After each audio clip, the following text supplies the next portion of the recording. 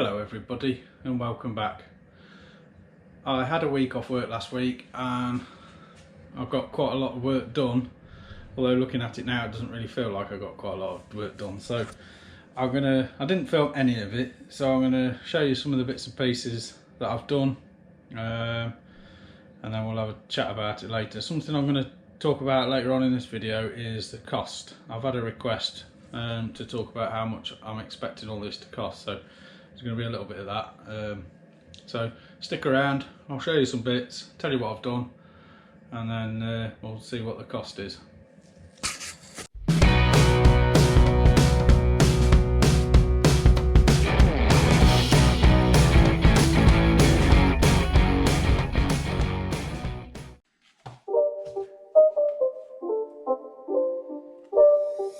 It's not a game, it's a rich thing.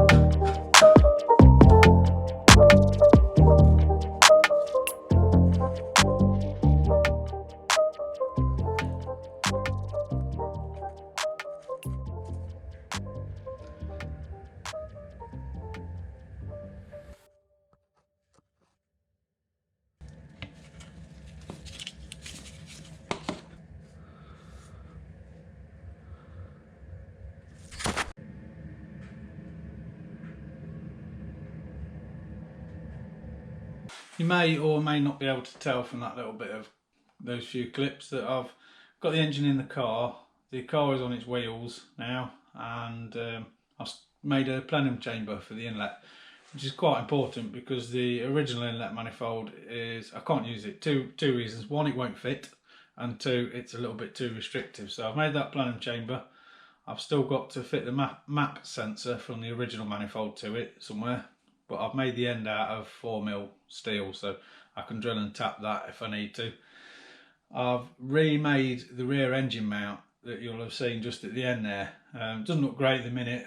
Once the engine's back out of the car, I'm gonna rework it a little bit on the bench. But the rear mount that I'd made that you've seen previously using the old Zafira part, which I don't know where it is, I would show you if I could find it.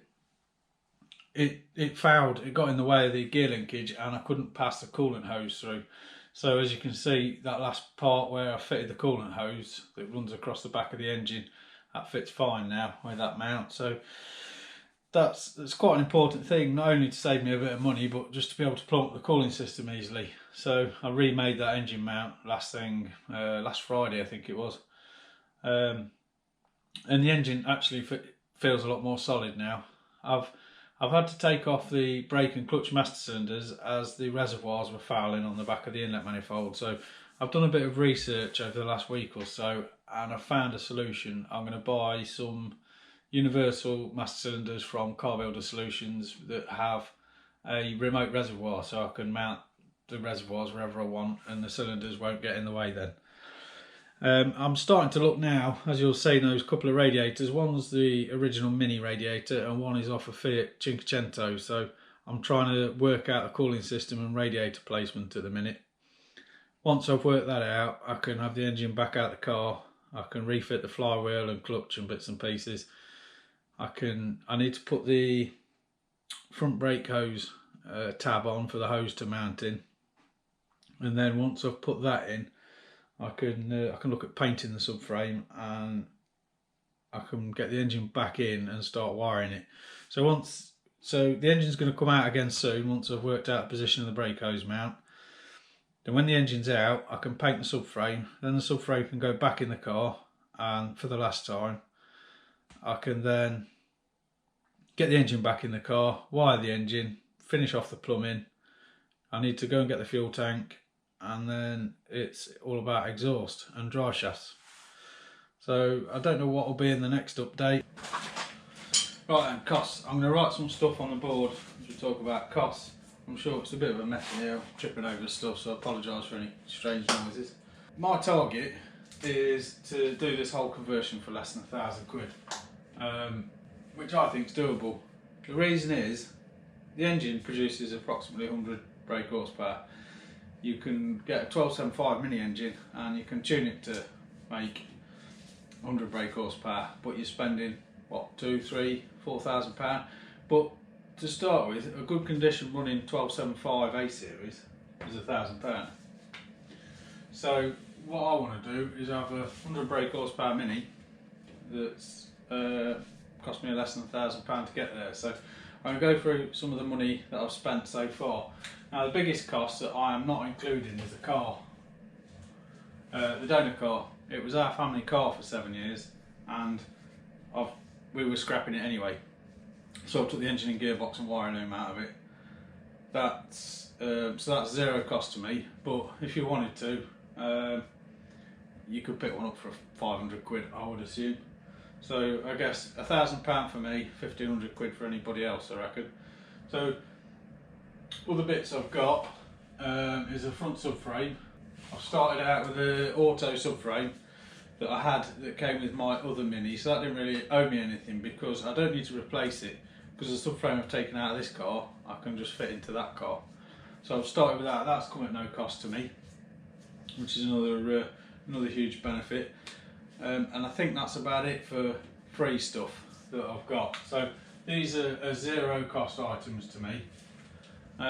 Things that I have spent money on so far are things like steel. I've spent about 60 quid on steel, box section and plate, 4mm plate. I've spent I bought some spare parts,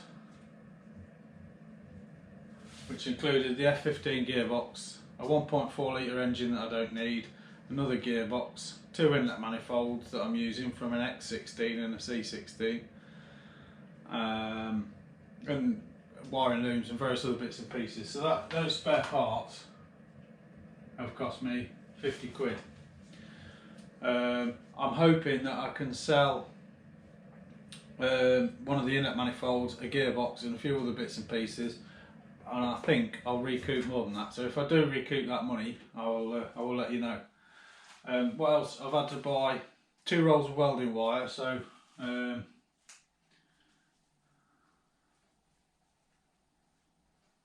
which I would say has cost me about 15 quid. I've bought some grinding and cutting discs, which I've spent about 30 quid on so far. And I've bought various nuts and bolts and bits and pieces. I've probably spent 20 quid on nuts and bolts. So that, as far as the costs are concerned, at the moment, that's the only costs I've incurred. So I'll just add those up quickly and let you know what they come to.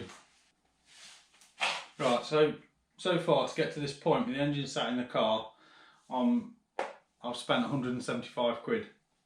I have bought a Fiat Cinquecento radiator, which I guess that's another 25 quid I've spent on that, because I may use that, I'm not 100% sure yet. So that total, I'll add the radiator. So that totals now at 200 quid. The prices, the bits of work that I've got to do coming up now, that value is going to escalate. I've got to consider, would you think about, would you add service items into that? I'm going to change the cam belt water pump and give it an oil and filter change. I'm going to change the sump gasket and the rear crank seal.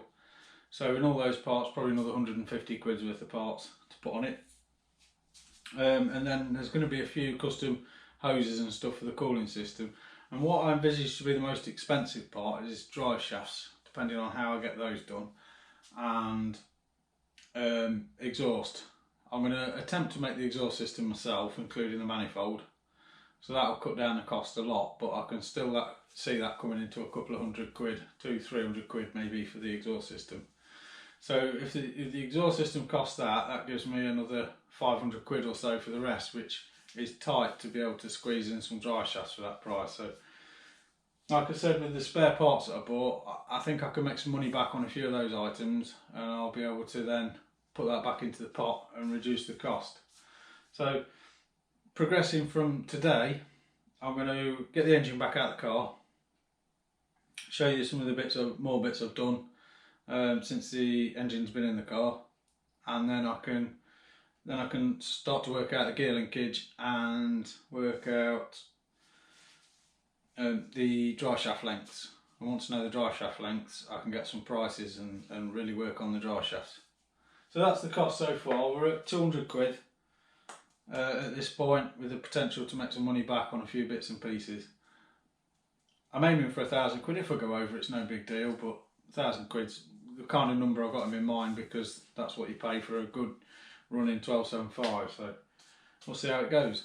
So I don't know what will be in the next update. Hopefully a bit more about the cooling system, plumbing, the fuel system, and maybe I'll start on the exhaust, I don't know. But the next bit, we're going to talk a little bit about cost, and then that'll be it for this one, and I'll see you again next time.